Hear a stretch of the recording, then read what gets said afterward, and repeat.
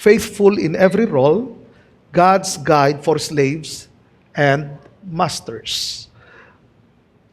Sa mga nakaraan nating pinag-aralan, especially last week, nakafocus sa role mismo ng wives, then ang role ng husbands, then ang role ng children, then ang role ng parents. Kung papansinin natin, nakafocus si Apostle Paul sa responsibilities, hindi sa rights ng mga believers.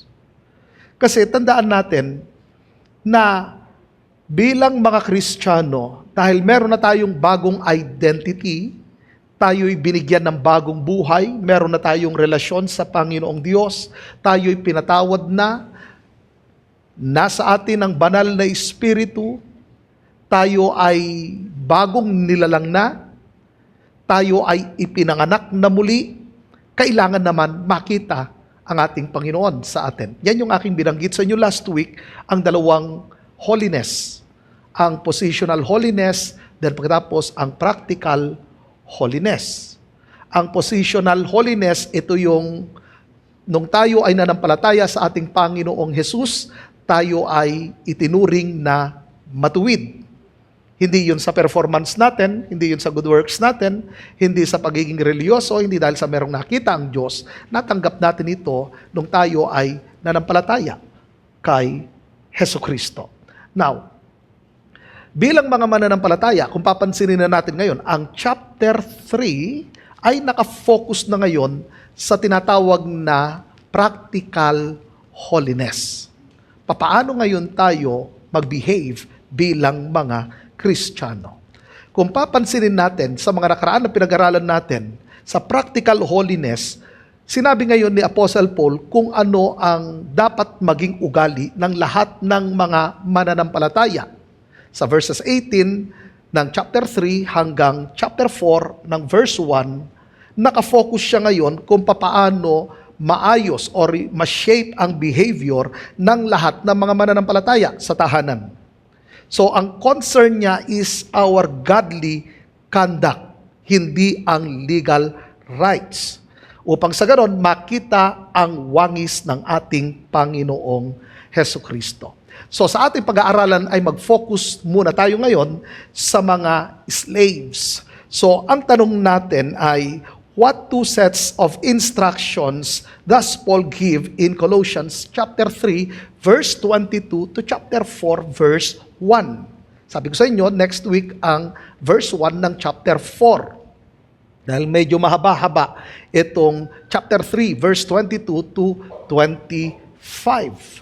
So, ang focus natin ay sa mga slaves. Ano nga ba ang instructions sa mga slaves according sa chapter 3, verse 22 to 25. Tandaan ninyo, nung time nila Apostle Paul, milyong-milyon ang mga slaves under Roman Empire. So mayroon kanya-kanyang trabaho ang mga slaves. Mayroong mga household managers, meron naman nakafocus sa pag-aalaga sa mga bata, at mayroon naman sa mga pagtatrabaho sa bukid. Yun ang karamihan, yung mga trabahong bahay at sa field. Kasi ang mga masters that time, dahil sa kanilang mga businesses, pumupunta sila sa iba't ibang mga places. Ngayon, ang kausap ni Apostle Paul ay walang iba kundi ang mga mananampalataya na slave. Tignan natin sa verse 22, slaves. So yun ang kung saan in-address ni Apostle Paul kung sino ang kanyang kausap, itong mga slave na mga Kristiyano. Hindi lahat ng slaves. Sinabi ko sa inyo, milyon-milyon ang mga slaves sa buong Roman Empire. Pero ang kanyang audience dito ay ang mga totoong mananampalataya na slave. Sabi niya rito, slaves, obey your earthly masters in everything. So, ang una na instruction sa mga slave is obey their masters in everything good and right. Ginamit niya ang salitang obey. Ano ang ibig sabihin ng obey? Nung sinabi ni Apostle Paul, ito sa mga slave, yung sumunod sila sa instructions willingly. So hindi ito sapilitan, ito ay voluntary. Dahil una sa lahat, sila ay mga mananampalataya na mayroon na silang bagong buhay kay Jesucristo.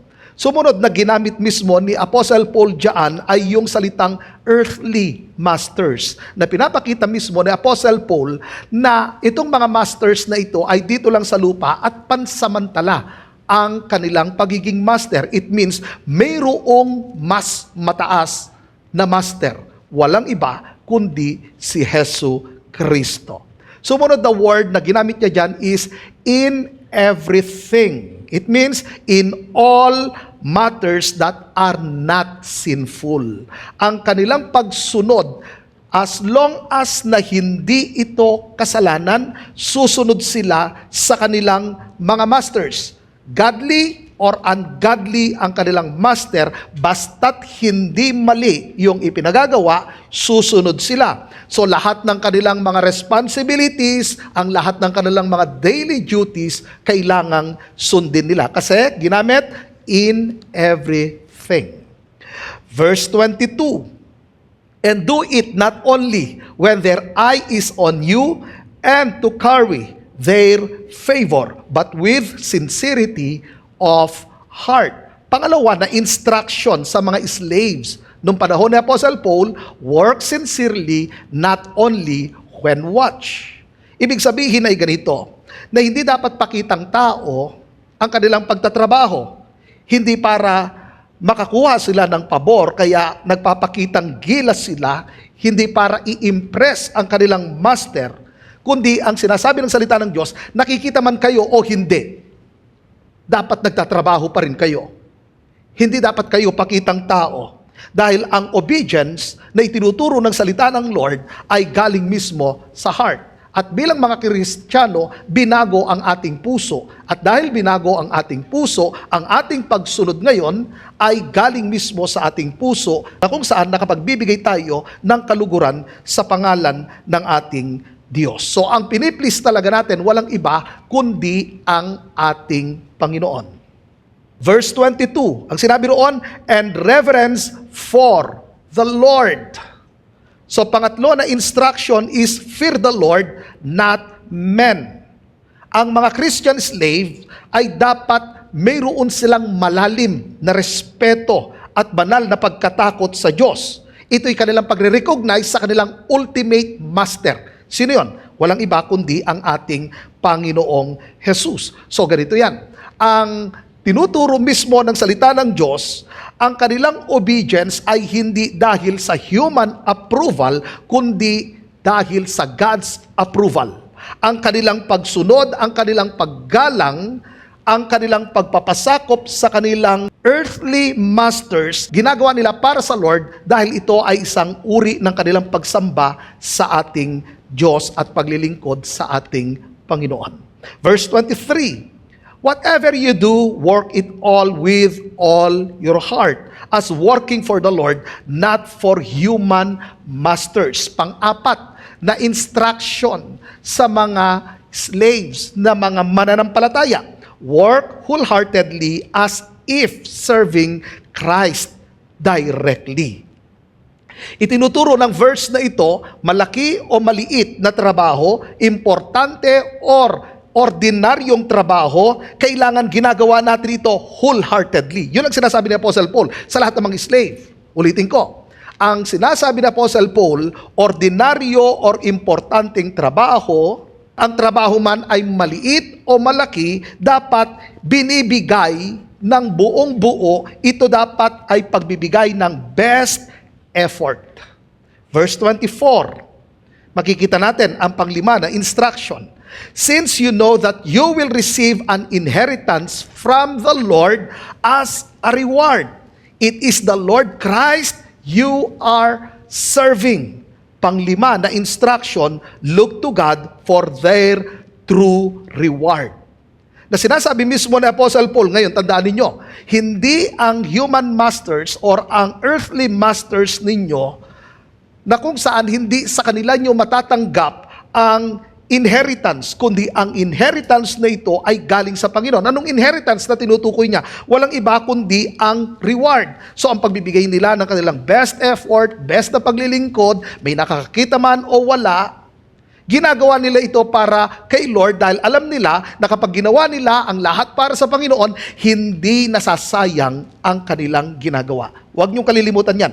Lahat ng mga trabahong ginagawa natin sa workplace or sa school, sa pag-aaral, bilang isang anak, bilang isang magulang, pag ginagawa ang lahat para sa Panginoon, hindi yan masasayang. Mayroon at mayroong reward yan. Sinabi mismo yan ng salita ng Diyos. Mayroong inheritance from the Lord. Ito ay reward. Verse 25, anyone who does wrong will be repaid for their wrongs, and there is no favoritism. Next na instruction is live righteously because God judges fairly. Sinasabi na Apostle Paul, sino mang gumawa ng masama, Kristiyano man yan o hindi. Anyway, ang konteksto niyan ay walang iba kundi para sa mga Kristiyano. Dahil nauna, na kinausap niya dyan, sa verse 18, walang iba kundi ang mga wives, sumunod ang husbands, sumunod ang children, then sumunod ang parents, then pagkatapos ang slaves. Sa isang tahanan mismo ang usapan dyan. Ngayon, sinasabi ng salita ng Diyos na ang sino mang gumawa ng masama, mayroon yan na tinatawag na parusa. Mayroong tinatawag na tatanggap yan ng hustisya na mula sa Diyos. Bakit? Dahil ang sabi ng Bible, walang favoritism sa Panginoon, walang special treatment. Kahit anong posisyon ng tao, mayaman yan, master man yan, or slave, walang pinapabura ng Panginoon kung sino ang gumawa ng mali, mayroong tinatawag na hustisya. Sa atin ng mga mananampalataya, ano ang ibig sabihin niyan? Mayroong tinatawag na divine discipline. Kapag gumawa ng masama ang isang Kristiyano, tinuturo niya rito, babalik muna tayo sa mga slave. Kapag gumawa ng masama ang mga slave, naging mapandaya sila, manloloko sila, pakitang tao sila, nagrebelde sila sa kanilang master, mayroong tinatawag na divine discipline. Yon ay correction, hindi yan destruction. Pagmomold yan ng Panginoon ng kanilang karakter sa pamagitan ng mga hard consequences. Hindi lamang yan, loss of reward. Kasi sa 2 Corinthians chapter 5 verse 10, ang sabi ng Bible, lahat ng mga mananampalataya, usapan rito sa 2 Corinthians 5 is Bema judgment. Lahat ng mga mananampalataya ay haharap sa judgment seat of Christ. Anong usapan doon? It's all about reward. At ang sabi mismo ng 1 Corinthians chapter 3, mayroong mga tatanggap ng reward at mayroong mga mawawalan ng reward. So yun ang tinutukoy doon. Hindi eternal damnation ang usapan dyan. Usapan dyan ang reward ng mga mananampalataya. Kaya kapag ang mga mananampalataya gumawa ng masama, babalik ulit tayo sa sinabi ng salita ng Diyos, mayroong paghahatol. Ang kanyang reward ay mawawala. Hindi lamang yon, mayroong tinatawag na natural and social consequences. Siyempre, pag gumawa ka ng masama, sinasabi na Apostle Paul, pag gumawa kayo ng masama sa inyong master, nasisira ang tiwala. Pag gumawa kayo ng masama sa inyong kapwa, napuputol ang relationship. Nalulugi ang iyong reputation. Nagkakaroon mismo ng closed doors. Parang ganito. Halimbawa, sa workplace, hindi maganda ang iyong pakikitungo sa iyong boss o sa iyong manager. Tinanggal ka sa trabaho. Ngayon, pagpapasok ka ng ibang trabaho, mag-a-apply ka, malalaman ang iyong record. So, mayroong tinatawag na closed doors. Maaaring sasabihin ng iba, Lord, bakit ganon? Bakit ganon? Kasi consequence yun. Kaya nga, kahit 2 years lang yung contract mo sa workplace, mahalaga na maging matapat ka. Kasi pag hindi ka naging matapat, mayroong consequence yan sa susunod na pagtatrabahuan mo. Mayroon at mayroong tinatawag na natural and social consequences. At hindi lang yan, nagbubunga mismo yan ng stress, ng personal stress at inner turmoil. Ngayon, ano naman ang practical na hakbang natin dito bilang mga mananampalataya?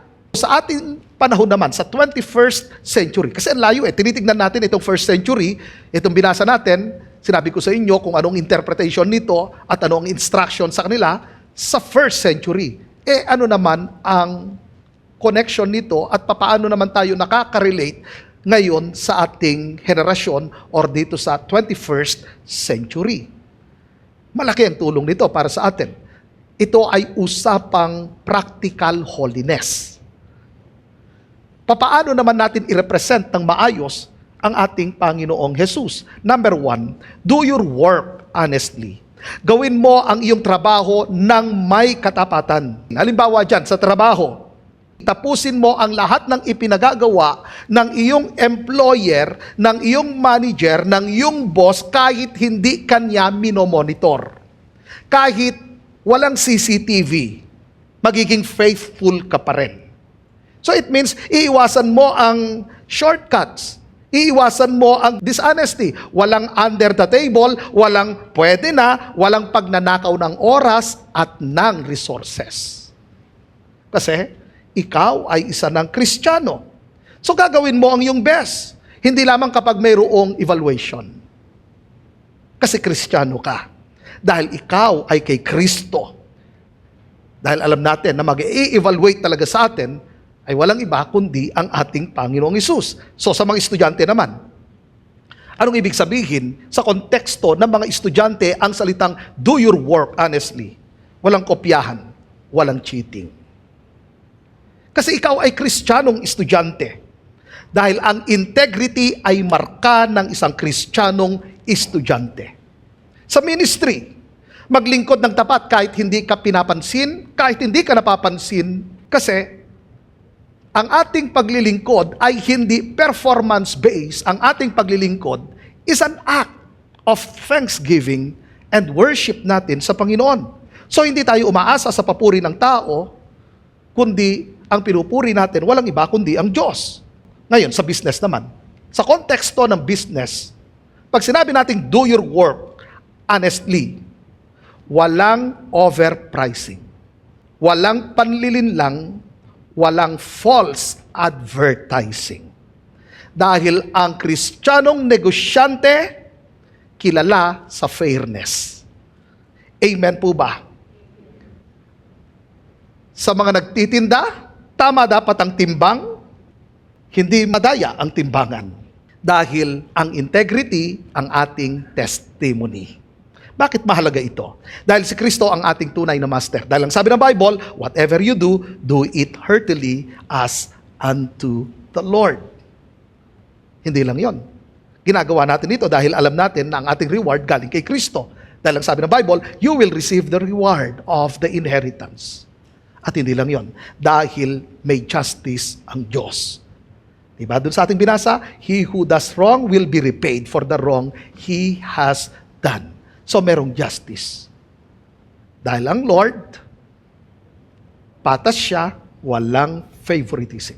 Pangalawa na dapat natin gawin, respect your leaders or supervisors. So, ang focus rito ang ating attitude sa authority, sa ating mga leaders. So, halimbawa, sa workplace, makipag-usap ka ng may respeto sa iyong boss, sa iyong supervisor, kahit minsan mahirap siyang pakisamahan. Sundin mo ang instruction hanggat hindi naman kasalanan. Iwasan ang mag-backstab, magrebelde, or mag-sabotage. Iwasan din ang pagrereklamo at pamumulitika sa loob ng workplace. Kasi tandaan ninyo, ikaw ay under ng iyong employer. So kailangan makita mismo ang ating Panginoong Hesus sa ating buhay. Yun ang sabi ng Bible, kayo ang asin at ilaw ng sanlibutan. Ngayon, sa konteksto naman ng mga estudyante, bilang Kristiyanong estudyante, kapag sinabi natin respect your leaders or supervisors, mahalaga na igalang ninyo ang inyong mga teachers. Hindi dapat nagmumura ang mga estudyanteng Kristiyano. Hindi dapat sumasagot ng pabalang. Huwag mag-disrespect. Ipakita dapat ang respeto sa pamagitan ng ng attitude, ng tone, ng obedience. Yon ang mga estudyanteng Kristiyano. Pag-usapang ministry naman, mahalaga na igalang natin ang ating mga spiritual leaders. Kasi yun ang sinabi mismo ng Bible in Hebrews chapter 13, verse 17. Ang sabi roon, obey and submit to them. Mahalaga ang obedience and submission. Saan? Sa mga spiritual leaders. So magpakita mismo ng pagpapasakop at pagsunod bilang mga mananampalataya. So bilang isang mabuting miyembro ng church ng Panginoon, huwag manira, huwag maghasik ng division. Sa bahay naman, ang mga anak mahalaga na igalang nila ang kanilang mga magulang. Kasi ang mga magulang ang inyong leader. Sila ang nagli-lead sa inyo. Sila ang nangangalaga sa inyo. Sila ang nagpapaalala sa inyo. Sila ang nagtuturo sa inyo. So mahalaga na makinig, makikooperate, at maging thankful kayo sa Diyos dahil mayroon kayong mga magulang. Maraming mga bata, nagde-desire na magkaroon ng magulang, pero wala silang mga magulang. Isang malaking blessing na kayo'y magkaroon ng mga magulang. Unbeliever man ang inyong mga magulang, mahalaga na marunong kayong magpasakop, mahalaga na marunong kayong sumunod sa kanila. Bakit? Kailangan yun. Dahil ang pagiging marespeto natin ay bahagi ng pagkatakot natin sa Diyos. What I mean is banal na pagkatakot sa Panginoon. Tandaan ninyo, ang ugali kasi natin, hindi nakadepende sa ugali ng ating kapwa, kundi kung sino tayo, kung ano tayo. Tandaan ninyo, ano ba tayo? Sino ba tayo? Tayo mga Kristiyano. Binago tayo. Tayo ay new creation. Meron tayong new life. It means meron tayong bagong identity. Number 3, make excellence a habit. Gawin mong ugali ang kahusayan. So usapang quality ito. Sa pagtatrabaho, hindi pwede ang pwede na. Kasi madalas naririnig natin, pwede na yan. So pag-usapan ng tinatawag nating excellence, continuous improvement yan. Binibigay natin ang best natin. Kasi kapag sinabi na nating excellence, usapan dyan ang mataas na kalidad at kahusayan sa bawat ginagawa natin.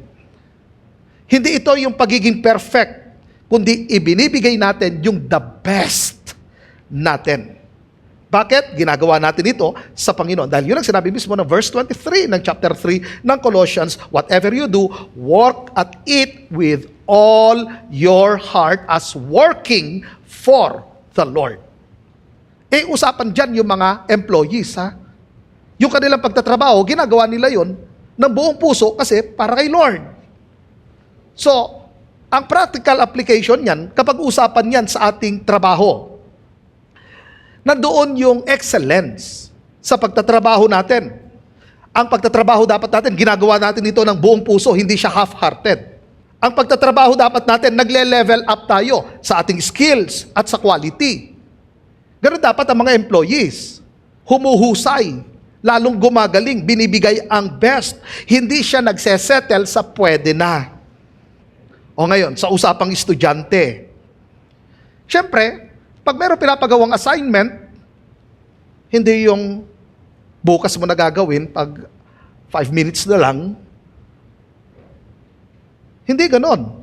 Kasi ikaw ay isang Kristiyano, binibigay mo dapat ang best mo. Usapan na rito, usapang Kristiyano. Kung ikaw ay isang Kristiyano at ikaw ay estudyante, ibigay mo ang best mo sa assignments mo, sa research works, sa exams. Nag-aaral ka na maigi, hindi dahil sa required, kundi bilang worship mo kay Lord. Yan yung tinatawag na practical holiness. Yan ang hindi napapansin ng maraming mga Kristiyano. So possible pala na nawo-worship ko ang Panginoon sa pamagitan ng pagbibigay ko ng best ko sa aking pag-aaral. Sa paggawa ko ng mga research works, pag ginagawa ko ito para kay Lord, that it is an act of worship. So dati, para lang magkaroon ako ng mataas na grado, para lang makakuha ako ng tinatawag na high honor, ginagawa mo ngayon, gusto mo ng mataas dahil gusto mo na maitaas si Lord. Dahil ikaw ay Kristiyano. So ibig sabihin, ang paggagawa mo ng best ay hindi para sa sarili mo, kundi para ma-honor ang pangalan ng ating Panginoon. Kasi usapang practical holiness. Bakit kailangan talaga natin ng excellence? Kasi nga, tayo nagtatrabaho para kay Lord. Babalik ulit tayo sa sabi ng Bible na gawin ninyo ito para sa Panginoon. Number 4, work for God, not for praise. Usapan dito ang ating motivation. Kanino mo ito ginagawa? Para kanino mo ito ginagawa? Dapat hindi ito performance-based. Hindi dapat ito approval-driven, kundi sino ang aking audience? Walang iba kundi si Lord. So ang tunay na sukatan ng trabaho ay hindi kung napansin ka, kundi si Lord ba? Ang na-honor? Nalulugod ba si Lord? Ano bang inahabol ko? Ang palakpak ng tao o ang palakpak ng Panginoon? Ang nod ng tao o ang nod ng Diyos? So kung ginagawa natin ang lahat ay para sa tao, then ang gusto nating ma-honor ay ang ating sarili. Tandaan ninyo, ang papuri ng tao ay pansamantala, pero ang reward ng Diyos ay eternal. Ang tao nakakalimot, pero ang Diyos hindi niya nakakalimutan ang iyong faithfulness. Pag ang iyong pagtatrabaho ginagawa mo para sa sarili mo, at dahil ikaw ay man-pleaser, alam mo, magdudulot yan ng pressure. Pero kung ang iyong pagtatrabaho ginagawa mo para sa Diyos, nagdudulot yan ng kapayapaan. Ang pagtatrabaho or ang paglilingkod na naghahanap ng papuri, alam niyo kung saan nauuwi yan? Walang iba kundi sa pride. Pero kung tayo naglilingkod, nagtatrabaho para sa Diyos, nagpo-produce mismo yan ng humility. So ang God-centered motivation, kahit walang appreciation, kahit walang promotion, kahit walang validation, nagpapatuloy ka. Dahil ginagawa mo ito bilang isang offering mo kay Lord, hindi isang performance. So pagdating sa workplace, nagtatrabaho ka kahit hindi ka ina-appreciate. Nagtatrabaho ka kahit hindi ka pinupuri ng boss mo. Sa ministry naman, ginagawa mo ang best mo, hindi para sa stage, hindi para sa mic, hindi para sa spotlight. Kahit background work yan, tandaan mo, pag para kay Lord, mayroong eternal reward yan. Ngayon, pag-usapan sa social media, kasi ngayon, parang lahat na lang ata ng ginagawa ay kailangang i-post. Ito ang gusto kong paaalala sa mga kapwa ko Kristiyano. Huwag gawing content ang inyong kindness.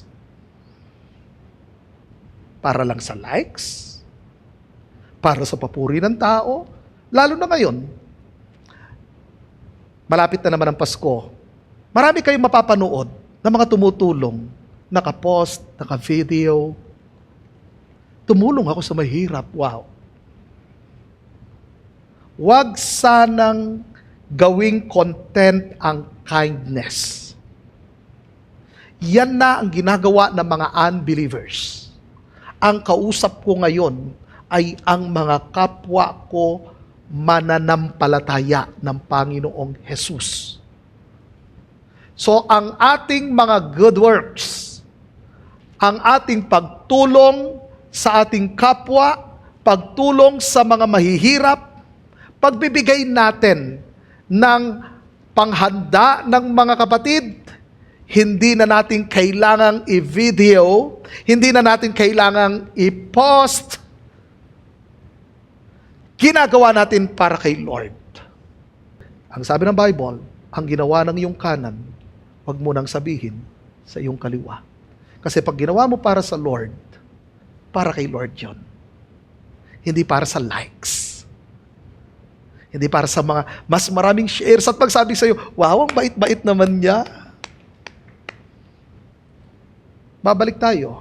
Bakit mo nga ba ginawa yon? Ano ba ang iyong motivation? Kaya nga sinabi ni Apostle Paul, ang iyong paggawa ay hindi dapat pakitang tao. Gawin mo ang lahat para kay Lord. May nakakakita man o wala. Say amen. Number 5, stay faithful even in unfair situations. Alam nyo, ang mundo, hindi laging fair. Pero ang ating Diyos ay laging just. Minsan, ang mga boss ay unfair. Ang mga leaders sometimes ay mga partial. Ang mga co-workers ay hindi tapat. Pero malinaw ang tinuturo mismo ng salita ng Diyos. Huwag nating hayaan na ang injustice na siyang sumira sa ating integrity. So ang focus dito, walang iba kundi ang katapatan natin. Sa kabila na hindi patas ang sitwasyon, manatili pa rin tayong matatag kahit hindi patas ang kalagayan. Huwag gumanti, huwag magtanim ng sama ng loob. Kahit napaka-unfair nila sa inyo. Tandaan ninyo, mahalaga ang pagtitiwala natin dahil sinabi mismo ng kanyang salita, ang Diyos ang siyang tagapaghatol, hindi ikaw. Maliwanag dyan na ang ating tugon bilang mga Kristiyano sa mga injustices ay faithfulness, hindi bitterness. Kasi yan ang ugaling Kristiyano. Kapag hindi ka na na-appreciate, hindi ka na po-promote, ginagawa mo naman ang best mo, hindi mo kailangang gumanti, hindi na kailangang magtanim ng sama ng loob, patuloy ka pa rin gumawa ng may katapatan. Tandaan ninyo, kung sino nagre-reward, walang iba, kundi ang ating Panginoon. Yun ang sinabi ng kanyang salita Tayo makakatanggap ng inheritance sa Panginoon. Siya ang magre-reward sa atin. Si Lord na ang bahala mismo sa mga wrongs na yan, hindi ikaw. Si Lord na ang bahala dyan. Sabi mo sa katabi mo, si Lord na ang bahala dyan. So, ang faithfulness sa unfair moments ay nagbubunga mismo ng ating spiritual maturity. Tingnan natin, sa mga unfair situation, ito mismo ang ating training ground. Saan? Humility. Lalo tayo nagiging humble. Sa patience, endurance, then Christ-likeness, dahil nakikita mismo si Kristo sa ating buhay, at lalong lumalalim ang ating pagtitiwala sa Diyos. Bakit? Dahil ang tinitignan natin, si Lord walang favoritism, siya ang hahatol at siya rin ang magbibigay ng reward. So ganito ngayon yan. Sa mga employees, sa inyong workplace, kahit mayroong mga favoritism, magtrabaho pa rin kayo ng tama. Ayusin nyo pa rin ang trabaho ninyo. Dahil babalik at babalik tayo, bakit nga natin ginagawa ito? Sino ba ang audience natin? Di ba si Lord? Di ba ginagawa natin dito para kay Lord? So, kahit hindi ikaw ang paborito, magtrabaho ka pa rin ng tama. Ayusin mo pa rin ang iyong pagtatrabaho. Hindi ka magre-rebelde, hindi ka magtatampo. Tandaan mo kung sino nakakakita ng iyong mga hidden sacrifices. Walang iba kundi ang Lord. Pag sa ministry naman, kahit merong mga misunderstandings, pagpatuloy mo pa rin ang paglilingkod mo sa Panginoon. Tandaan ninyo, ang ministry is not about fairness, it's all about faithfulness. Kahit parang napaka-unfair ng iba, manatili pa rin tayong maging matapat. So sa ating personal life, kapag merong naninira sa inyo, merong mga nanloloko sa inyo, hindi tayo sumasagot ng mayroong kasamaan, hinahayaan natin na si Lord ang mag-handle ng lahat ng ito dahil tandaan natin kung sino ang judge at kung sino ang mag-judge sa kanila. Hindi tayo kundi ang ating Panginoong Diyos. Number 6, avoid dishonest behavior. Usapan rito ang ating integrity, ang ating katapatan sa lahat ng ating mga ginagawa. So ganito yan, iniiwasan natin ang pamamaliit, pandaraya, panlilinlang, panatilihin pa rin natin na tayo'y maging honest kahit walang nakatingin sa atin. Bakit kailangan ba nating iwasan ang dishonesty?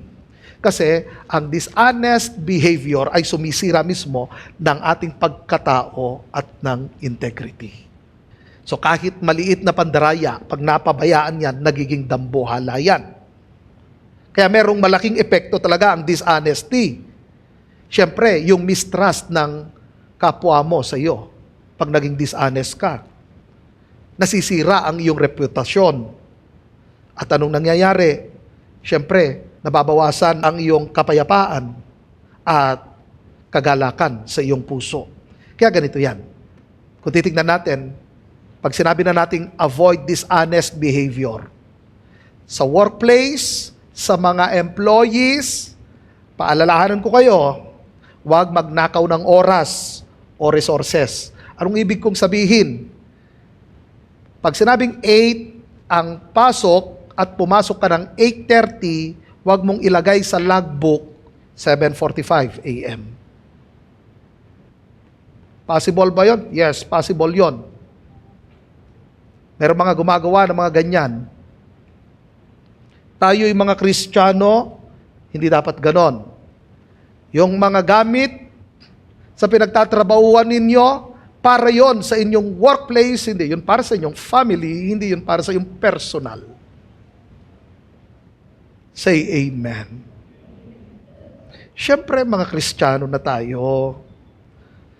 Pati yung mga pagtatago ng mga errors or mga mistakes, dapat aminin, dapat ayusin. O kunyari, naputol mo yung upuan doon sa workplace mo. Ipapalit mo sa upuan ng katabi mo. Aba, aminin mo na lang. Kasi Kristiyano ka eh. Usapan dyan, honesty, ang ating testimony bilang mga Kristiyano. So gawin natin na maging matapat tayo. Maging maayos sa lahat. Kahit walang supervisor na nakatingin, kahit nga walang CCTV. Amen po ba? Palakpakan nga natin si Lord. Iba talagang usapan pag practical holiness eh. Actually, maraming mga tao, hindi nila naiintindihan kasi ang practical holiness. Kasi mostly, nakafocus lang sa positional holiness. Dapat balance yan. Dapat parehas nating naiintindihan ang positional and practical holiness. Pero nauuna at nauuna talaga ang positional holiness.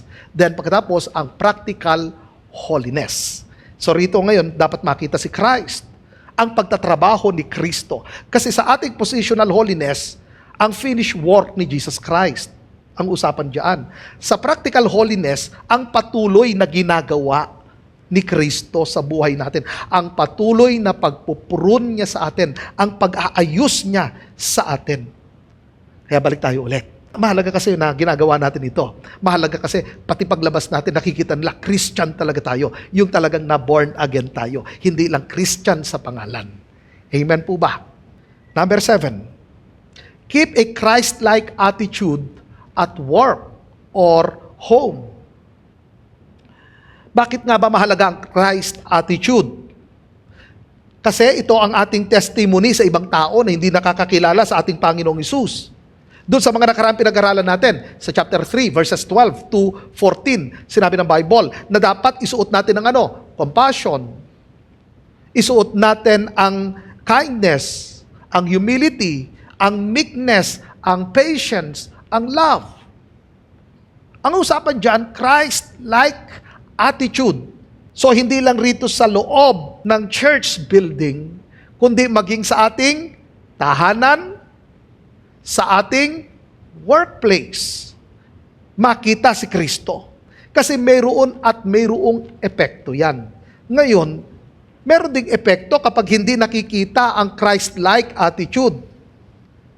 Nagbubunga ito ng tension at hindi pagkakaunawaan. Kaya madalas naririnig, sinasabi ng mga unbeliever, born again ka pa naman. Yan ang madalas na statement ng mga unbelievers sa atin. Kasi nga, inaasahan nila na makita mismo ang attitude ni Christ sa atin. So, naapektuhan ang ating relationship. Nagbibigay ito ng maling image sa Christianity. Kaya sinasabi nila, akala ko ba Kristiyano yan? Bakit ganito ang ugali? Bakit ganito ang kanyang ginagawa? Bakit ganito siya sa workplace? Bakit ang tamad-tamad niya? Nagkakaroon na ng maling image ng Christianity sa ibang tao. So kapag sinabi na natin ngayon Christ-like attitude, ganito yan, nagiging humble ka sa lahat ng sitwasyon. Handa kang magpatawad sa mga taong gumagawa ng hindi maganda sa iyo. Ang paglilingkod mo na ngayon, merong malasakit. Nagiging mahinahon ka kahit stressful, kahit matindi ang pressure, kahit unfair ang treatment, mahinahon ka pa rin. So, ganun yon. Pag sa workplace, syempre, nagiging mapagpasensya ka na. Ay, syempre, hindi mawawala. Actually, pag napapalibutan ka ng mga unbelievers, napapalibutan ka ng mga chismosa, ng mga reklamador, ng mga rebellious, meron pang mga boss na demanding, mahirap kausap ang mga co-workers. Dapat nakikita na nagiging mapagpasensya ang isang Kristiyano. Kaya dapat dyan, ang mga Kristiyano, iwasan ang pagrereklamo, iwasan ang pang-iinsulto. Kasi yan ang ugaling Kristiyano. Ngayon sa bahay naman, o ang mga anak, kasi nasa pangangalaga kayo ng inyong mga magulang. Kailangan ng pagpapasakop, kailangan ng respeto sa mga magulang. Ang mga wives, mahalaga ang pagpapasakop sa inyong husband. Nandoon ang respeto. Sa araw-araw na buhay natin, ganito naman yan. Kumusta ang testimony natin sa ating kapitbahay? Mabuti ba tayong kapitbahay? Mabuti ba tayong katrabaho? Kasi yan ay dapat makita sa atin ang ating Panginoong Jesus. Number 8. Remember that your character is your witness. Wag na wag kalilimutan yan. Yan ang ating patutuo, ang ating karakter. Anong karakter na tinutukoy ko? Yung sa number 7, ang Christ-like attitude. So kapag sinabi na nating character is your witness, or remember that your character is your witness, hindi lang basta't naririnig ang salita ng Diyos sa atin, kundi nakikita mismo ang salita ng Diyos sa atin. Diba? Ang sabi mismo ni Apostle Peter sa chapter 2 verse 12, let your conduct among the Gentiles be honorable. So maging honorable ang ating pag-uugali sa harapan ng mga hindi kumikilala sa ating Panginoon. So ang mismong attitude, ang integrity, ang values ay patunay mismo na tayo ay mga tunay na Kristiyano. Kaya pag-usapan yan sa workplace natin, paano tayo makitungo sa ating boss? Dapat maganda ang pakikitungo natin sa ating boss. Sa ating mga co-workers, dapat maganda ang pakikitungo natin sa ating mga co-workers. Sa mga clients, dapat maganda ang pakikitungo sa mga kliyente. Panatilihin ang professionalism at integrity sa trabaho. Sa bahay, ipakita dapat ang honesty, ang patience, ang respeto sa pamilya. Iwasan ang pagsisinungaling na kung saan nakakasira ng tiwala. Mahalaga yan. Sa ministry, maging consistent sa gawain at sa salita. Hindi dapat makita sa atin ang pride, ang pagiging makasarili. Kasi ang ating karakter, naghihikayat yan. Ang magandang karakter. Maraming mga taong makakapansin yan. So ganito yan, na maging sa kakapwa nating kapanampalataya, mahalaga yung pagpapasensya natin, mahalaga yung magandang pakikitungo natin. Kasi tignan ninyo minsan, ganito nangyayari. Kunyari, hindi maganda ang pakikitungo ninyo sa mga kapwa mananampalataya or sa mga bagong dalo. Alam niyo ang unang tinitignan nila diyan, yung pastor. Sabi nila, ay, mukhang hindi pinapansin ng pastor, pangit ugali ng leader na yun. Kaya kailangan maging maayos tayo. Dahil tayo mga Kristiyano, ito ang witness natin. Kasi minsan tayo, dapat dun sa lang sa mga unbeliever tayo maging mabuti, dapat maging sa kapwa mananampalataya natin. Kasi mga kapatid na natin yan Dapat mas lalo pa nga Kaya dapat sa church, ang tingin natin sa isa't isa, or wag natin kalilimutan na bawat isa sa atin ay isang pamilya. So dapat maganda ang pakikitungo din natin sa ating kapwa mananampalataya. Hindi dapat mawala yung respeto natin sa isa't isa. Tandaan ninyo, kahit merong mga leader rito sa church, ang sabi ng Bible, tayo'y pantay-pantay kay Kristo, tayo'y magkakapatid kay Kristo. So tayo isang pamilya. So sana maganda rin ang pakikitungo natin sa bawat isa. Sa mga leader, maganda rin sana ang pakikitungo ninyo. Sa mga miyembro ninyo. Sa mga disciple makers. Sa mga outreach leaders. Sa mga ushers. sa mga kids workers. Maganda sana pakikitungo sa kapwa. Huwag sana tayong mag-cause ng division. Huwag sana tayong mag-cause ng pagkakaroon ng sama ng loob ng isang kapatid sa Panginoon. Dapat maging mabuting modelo tayo at makita ang ating Panginoong Jesus. That is practical holiness na nakalimutan ngayon ng maraming mga Kristiyano itong 21st century. Marami ng Kristiyano sa salita, pero hindi na nakikita sa ugali, hindi na nakikita sa buhay. Dapat, hindi lamang sa salita. Tandaan ninyo, ang salitang disciple, una pupil, learner, then pagkatapos, follower. Ini-immerse niya ang kanyang sarili sa turo ni Kristo, then sinusunod niya ang teaching ni Jesus Christ. Kaya nga, sinabi ng salita ng Panginoon in Matthew chapter 28, at turuan niyo silang sumunod sa lahat ng mga ipinag-uutos ko. So anong ibig sabihin roon? Nung sinabi ng Panginoong Jesus, ipinag-uutos ko, kasi yung kanyang utos mismo, yun yung kanyang buhay eh. Yun yung nakikita sa kanya. So, hindi lang basta't ito itinuturo, kasi ang pagdi-disciple sa Matthew chapter 28, hindi lang hanggang sa salita mo, dapat ikaw ang maging modelo nito. Sa atin makita ito. Sana mga kapatid ko, huwag sana tayo maging katitisuran. Sana maging buhay na patutuo tayo. Sana hindi mapulaan ang pangalan ng ating Panginoon. Marami nang naging katitisuran na Kristiyano. Maraming Kristiyano na walan na ng alat. Sana huwag tayo mapabilang roon. Dahil ngayon, alam na natin kung ano ang practical holiness, then it's time na i-apply natin nito. Upang sa ganon, ma-honor, maparangalan ang ating Panginoong Jesus sa buhay natin. Amen?